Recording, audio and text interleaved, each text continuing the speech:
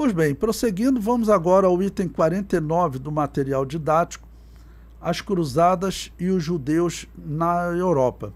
Bom, como o texto que eu li para vocês do historiador, serão ao todo 9 cruzadas contra os muçulmanos lá em Jerusalém, na região do Oriente Médio. E terão muitas outras, terão cruzadas contra os anabatistas, terão cruzadas contra os gnósticos, terão cruzadas contra os nórdicos que ainda praticavam paganismo e terão cruzada contra os muçulmanos que tinham ocupado a Espanha e Portugal. Ok? Bom, nessas cruzadas, como os judeus serão tratados? É o que esse tópico aqui eu trato com vocês. É um assunto até bem longo que eu trato em História de Israel, mas resolvi colocar aqui em História da Igreja para vocês poderem entender um pouquinho do que significava essas ações católicas. Bom, o ano é o ano 1096 da era cristã. A convocação para a cruzada ocorreu em 1095, tá ok? Eu comento, em meio à ordem do Papa Urbano II para a luta por Jerusalém, surgiu na região da Renânia um boato que apontava os judeus como tendo matado um católico e lançado o corpo dele no poço da cidade para envenenar a água. O resultado foram 800 judeus mortos no evento que ficou conhecido como Massacre da Renânia. Muitos judeus aceitaram receber o batismo católico para sobreviver. O mesmo se repetiu em cidades como Worms, Speyer, Mainz. Bom, coloquei um texto aí de um historiador, na verdade, de uma historiadora judia, Karen Armstrong, o título de um livro que é interessante se vocês quiserem comprar, Campos de Sangue, Religião e a História da Violência. Foi lendo esse livro e outros semelhantes, né, que eu falei, tem que organizar um material para mostrar para as pessoas que existiam outras igrejas, que não a Igreja Católica, que não foram os verdadeiros seguidores de Jesus que organizaram essa guerra e que nem maltratavam os judeus assim. Vocês sabem que os evangélicos, nós somos aqueles que até o Estado de Israel reconhece que nós temos uma amizade especial por Israel. O líder de Israel, quando esteve no Brasil, ele falou, Netanyahu, quando ele esteve no Brasil, ele falou, os evangélicos são os maiores amigos de Israel. Ele nem sabe todo o significado disso, mas é porque nós, como servos de Deus, de verdadeira igreja de Jesus, nós oramos por Israel. Não perseguimos Israel, não pedimos a destruição de Israel. Nós dizemos que Israel ainda faz parte do plano de Deus, enquanto católico, protestante e reformados dizem que não mais. Bom, então, esse historiador, essa historiadora fala sobre o massacre da Renânia. É uma judia escrevendo. Ela diz, em 1096, um exército de cruzados germânicos matou entre 4.000 e 8.000 judeus em Speyer, Worms e Mainz. Seu líder, Emicho de Leiningen, se apresentou como um imperador da lenda popular que aparecia no Oriente nos últimos dias e combateria o anticristo em Jerusalém. Jesus não podia voltar, acreditava Emicho, até todos os judeus terem se convertido ao cristianismo. E por isso, enquanto suas tropas se aproximavam das cidades da Renânia, com grandes comunidades judaicas, que é na Europa ainda, Renânia, né? Emicho determinou que os judeus fossem batizados à força sob pena de morte. As cruzadas tornaram a violência antissemita uma doença crônica na Europa. Sempre que uma cruzada era convocada, primeiro os cristãos atacavam os judeus em casa. Então veja, para essa historiadora judia, esses católicos eram cristãos. Nós sabemos que não. Agora, nós temos que explicar para o mundo essa verdade, que os verdadeiros cristãos eram os anabatistas. Ok?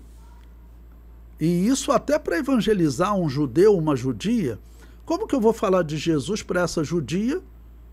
Tá bom? Ela publicou esse livro em 2014. Como eu vou falar de Jesus para essa judia se ela acredita que os seguidores de Jesus mataram eles de forma violenta, cruel? Não.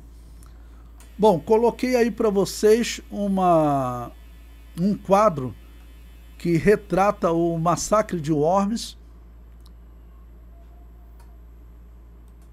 Um quadro pintado entre 1802 e 1844. E o comentário prossegue do historiador. Em 18 de maio de 1096, seguidores do líder alemão dos cruzados, Conde Emicho de Leiningen, chegaram a Worms, Alemanha, dando início a um massacre que terminaria dias depois com o assassinato de 800 judeus.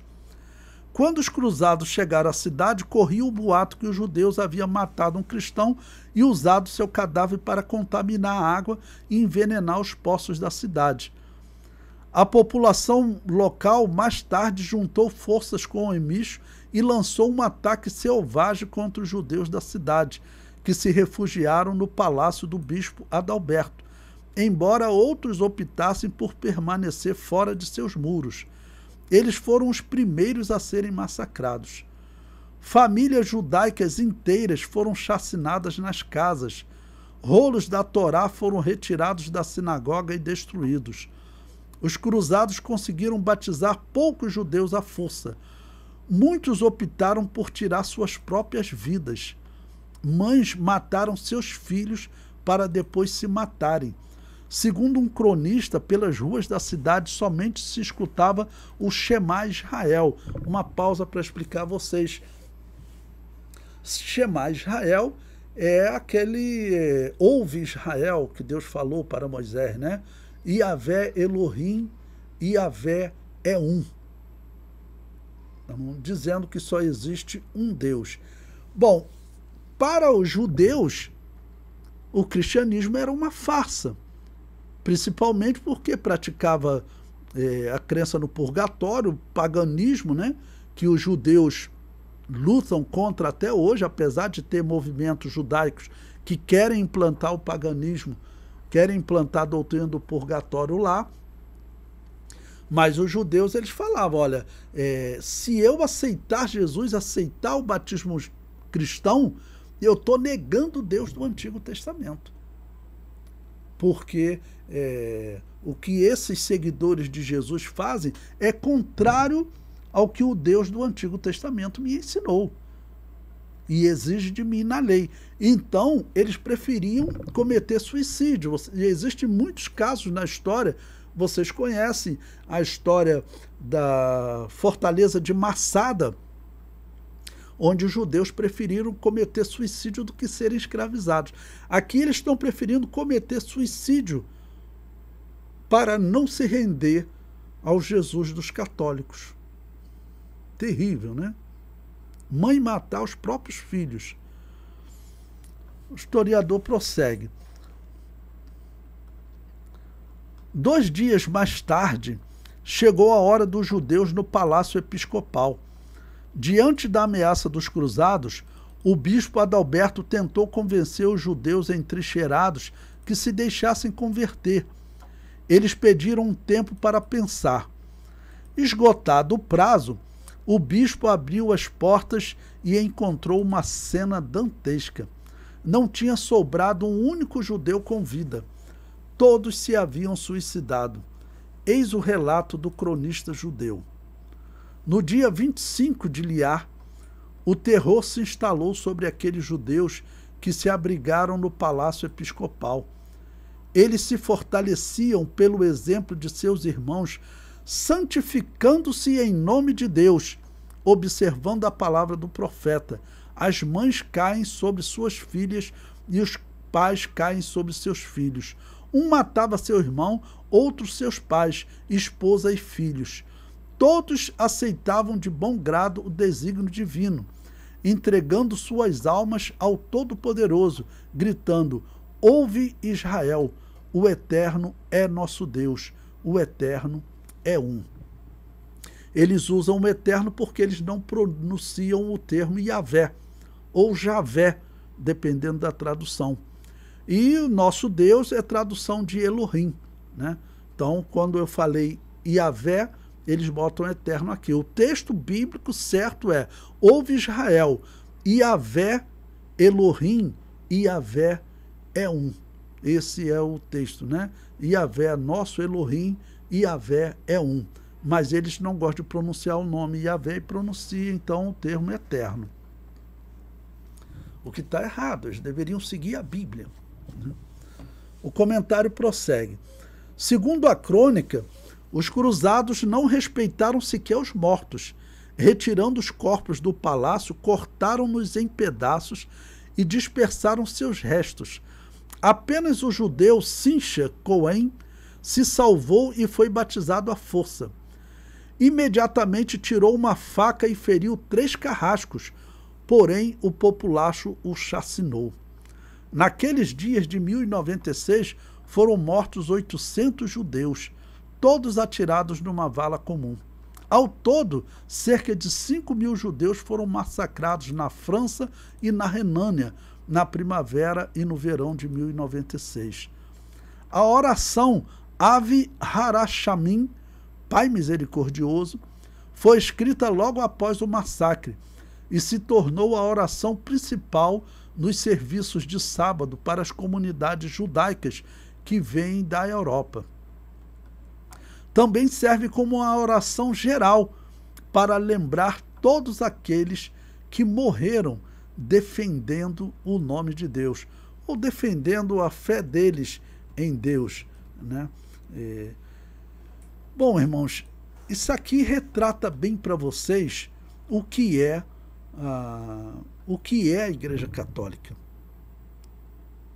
O que é a Igreja Católica? Essa teoria da guerra justa, essa teoria da guerra santa, eu digo, faz de Agostinho de Hipona um dos piores indivíduos da história da humanidade.